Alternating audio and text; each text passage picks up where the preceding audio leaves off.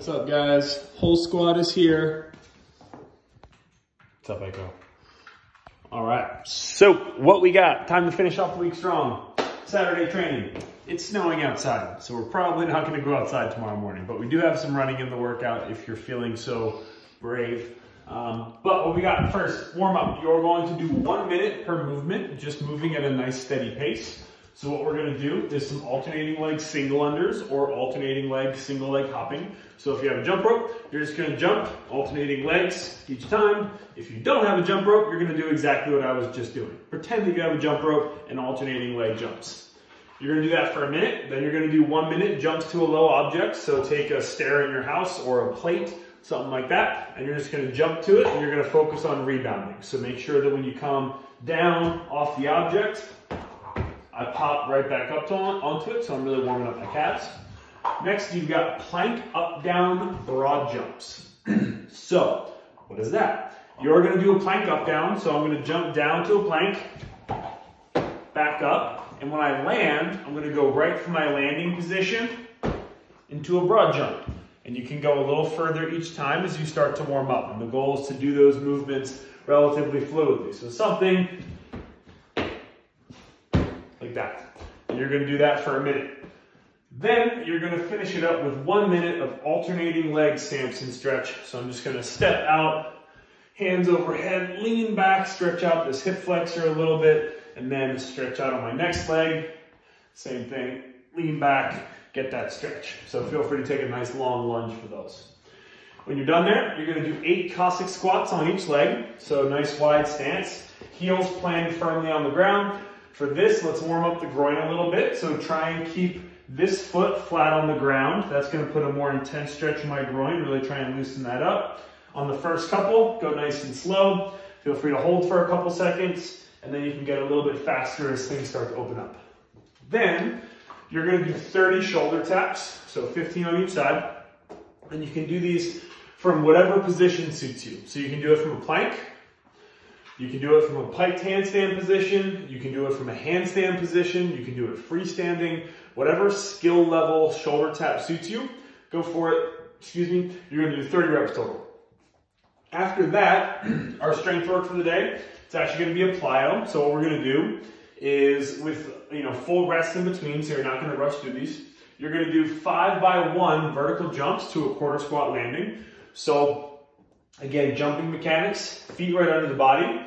I'm gonna hinge, I'm gonna really think about pressing my weight into the ground to create as much kind of energy buildup as possible. And I'm gonna immediately turn that weight around and jump as high as I can. When I land, I'm gonna land in a quarter squat. So you're gonna absorb that landing again, force down, up, land in a quarter squat, and you're gonna try and rest about 30 seconds or so in between reps so that you can jump literally as high as possible every single time. After that, you're gonna do 5 by 1 vertical jumps to a lunge landing, and you're gonna do that per leg. So 5 sets of 1 is actually 5 sets of 2, because you're gonna do a vertical jump, land on your right leg, and then you're gonna do a vertical jump, land on your left leg. And that's gonna count as 1 set, and you're gonna, again, rest for about 30 or 40 seconds and go through that 5 times. So that's your plyo work for the day. Again, plyos are great working on violent hip extension when there's no kind of complications. So we're not worried about snatching a barbell overhead. We're not worried about thrusting a kettlebell. We're just trying to open our hips as violently as humanly possible and get as much energy out of our body as we can.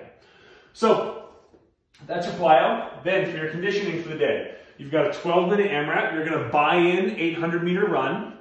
If you are not gonna run 800 meters, because I don't know if the snow will be gone by tomorrow or not, you are going to do 100 butt kickers, 100 skaters, and 100 high knees in plates. So butt kickers, again, simple, normal warm-up exercise.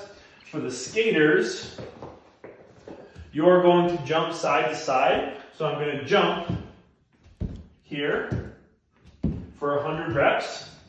So 100 total, that's 50 going each way. And then I'm gonna do 100 high knees in place. And that's gonna be what you're doing if you are not going for an 800-meter run. 100, 100, 100. After that, when you get back from your run, whatever time is left in the 12-minute window, you're going to do an infinity ladder of 1, 2, 3, 4, 5, etc. Keep going. You're going to do 1 hang power clean, 1 shoulder to overhead, 1 burpee box jump, 2, 2, 2, 3, 3, 3. Keep working your way up the ladder. So, RX for this should be unbroken through the set of 5. So if you're pretty confident, I would say the RX weight would be probably 135/95, but scale this by thinking about what you could confidently do 5 solid hang power cleans right into 5 solid shoulder to overhead, and that weight would feel pretty good. Again, like a moderate load for you. So if you get past that point into, again, the 6, 7, 8, you're going to be breaking this up. So you're not going to go unbroken the whole workout. But again, think about what would feel good for 5 and 5, and then use that as your gauge. For that, for the burpee box jumps, you can always step up. So you can do burpee step ups to an object if you're not comfortable jumping, or if you don't have an object to jump to, that's totally fine. But this is really just a high heart rate workout the whole time. So the whole workout, there's no like resting element. There's no, smooth pace element. It's run hard and then going hard on the barbell, going hard on the burpees. So there's no resting for this. It's just 12 minutes of really, really kind of high intensity. So a couple things you want to try and keep in mind. For the hang power cleans, you want to be cycling from a high position. So you don't necessarily want to go all the way to the hang every single time. So what that means is that when I come down, I just want to come down to about mid-thigh. So I want to load to here. I want to allow my chest to come forward a little bit. And then I want to make sure that I get that real big hip extension. And again, when I catch my power cleans, even though I'm going to cycle them, I want to relax this hook grip so that my elbows can come to a full front rack. I'm going to stand it all the way up. And then on the way down, as I drop my elbows, I start to grab my hook grip, reset, back down, up. Oh. Right in the jugular. It's uncomfortable. So again, that's your hang power clean. Sorry, caught myself right in the thing. So after your hang power cleans, I can't demo shoulder and overhead in the basement here, but once I catch my last hang power clean, I want to catch in this quarter squat, and then I want to immediately go up overhead. So for today, you can use a push press or you can use a push jerk. It's up to you, whichever one feels comfortable. But remember, if you're going to do a push jerk, hip extension. I'm trying to use my legs as effectively as I can. So if I push jerk like this, I'm not going to be very effective. I'm using an awful lot of shoulder to get that barbell overhead. Whereas if I push jerk like this, I'm going to use a lot more legs. So again, I want to use that drive with my legs, and then I want to also use my legs to catch, so that the only thing my arms are doing is locking out a barbell overhead. My legs and my hips are doing all of the work. So that's your workout for the day, guys. After that, we've got our Saturday pump party. So for the pump party, how it's going to work, everything is on a clock. So nothing is a certain amount of reps. So what I'm going to do is you're going to do 2 rounds with a minute rest. You're going to do 1 minute of floor press or bench press at a 5-1-X1 tempo, followed immediately by 30 seconds of plyo push-ups, followed immediately by 30 seconds of knee push-ups. So for the floor press or for the bench press, what we're looking for, I don't know how this is going to go. We'll see if there's enough room here. So for the floor press or for the bench press, oh yeah, look at all that room. What's going to happen is I'm going to roll the barbell or the dumbbells or kettlebells, stay, to my chest. And now I'm going to be on a 5-1-X1. So what that means is 1 second at the top, followed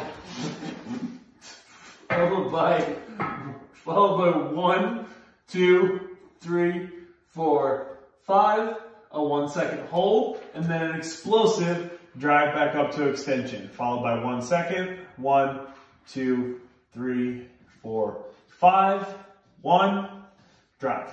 And when I go through that, again, as I bring the barbell or the kettlebell or the dumbbell down, I'm always mimicking good push-up positions. So if you were to watch me benching from above, it would look like this. So that bar or that kettlebell would come in contact with about my bra line, elbows would be at about 45 degrees, and my wrist would be stacked. So you're gonna go through that for a minute. Again, you're just going for however many reps, you know, you can at that tempo. Heads up, it should be about, it should be about 6 reps, 7 reps, should be about 7 reps. Because again, if you're doing every rep properly, it should take about 8 seconds to complete 1 rep. 8 times 7 is 56, last I checked.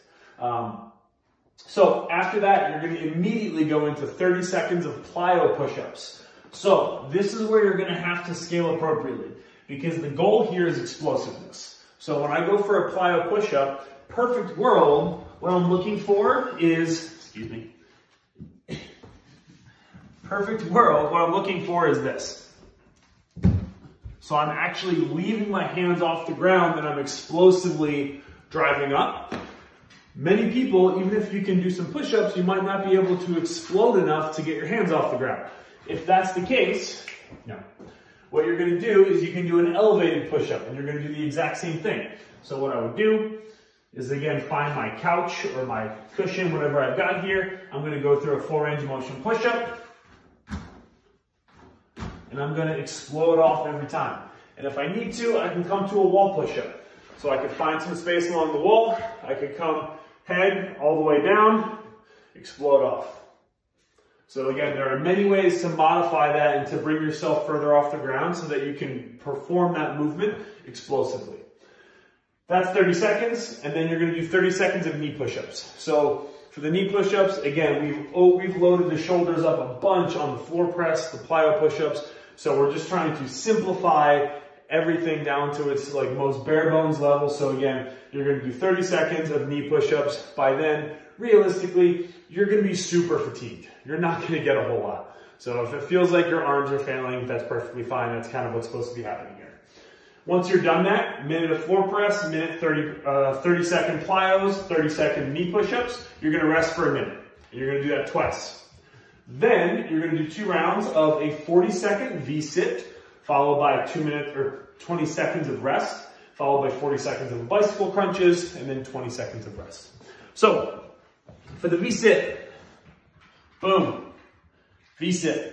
So I'm holding a V position, I'm keeping my feet up relatively high, about parallel to the ground, and I'm creating a V between my knee, my hip, and my shoulder.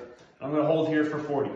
You're then gonna rest for 20, and then we're gonna do bicycle crunches for 40 seconds. Keeping the shoulders off the ground and trying to keep a relatively hollow position with the upper part of my body. Then you're gonna rest for 20. We're gonna do that for 2 rounds. Then the last thing we got is just a little bit of mobility. So we've got a 1-minute runner stretch per side. So all we're trying to do, again, stretch out the calf and the Achilles. So the knee can be locked out or the knee can be bent. It's up to you guys, whatever feels a better stretch in your calf and your Achilles. And then you've got a 3-minute saddle pose. So again, my absolute favorite stretch, wonderful for the low back and for all the joints in the lower body. So sitting on the tops of my feet, knees at about hip width, and then I'm just gonna be leaning back towards whatever's comfortable. Oh my goodness. Can I help you? So that's your training. She's talking. That's your training for Saturday. So enjoy, guys, and we will see you back on Sunday for Monday's programming. Enjoy your weekend, and we'll see you guys next week. No.